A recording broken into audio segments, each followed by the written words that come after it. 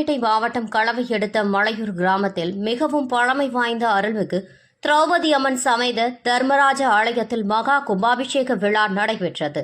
முன்னதாக கோவிலின் உட்பிரகாரத்தில் அமைக்கப்பட்டிருந்த யாகசாலையில் முதற்கால பூஜையில் கோபூஜை, பகவத் பிரார்த்தனை, புண்ணியாவசனம், அக்னி பிரதிஷ்டை, கும்ப ஆராதனை, கும்ப பிரதிஷ்டை, இரண்டாம் காலையாக பூஜையில் மகா சாந்தி ஹோமம், மகா சாந்தி திருமஞ்சனம், மூன்றாம் கால பூஜையில் யாகத்தில் மகா பூர்ணகதி செய்யப்பட்டு யாத்ரானத்துடன் மகா தீபார்த்தனை காட்டப்பட்டு வேத பட்டாச்சாரியார்கள் புனித நீர் கலசத்தை தலையில் சுமந்தபடி மங்கள இசையுடன் கோவில் வலம் வந்து விமான கோபுரம் வந்தடைந்ததும் கலசத்திற்கு பூஜை செய்யப்பட்ட புனித நீரானது கலசத்தின் மீது ஊற்றி மகா கும்பாபிஷேகம் நடைபெற்றதுடன் கற்பூர தீபார்த்தனை காட்டப்பட்டது.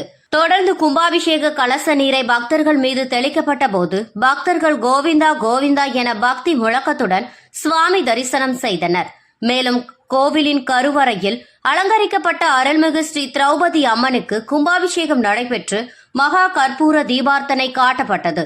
இந்த கும்பாபிஷேக விழாவில் மலையூர் கிராமத்தை சுற்றியுள்ள களவை, குட்டியம், கொல்லம்பி, நம்பித்தாங்கல், பிண்டித்தாங்கல் உள்ளிட்ட பல்வேறு கிராமங்களில் இருந்து ஏராளமான பொதுமக்கள் கலந்து கொண்டு சுவாமி தரிசனம் செய்தனர்.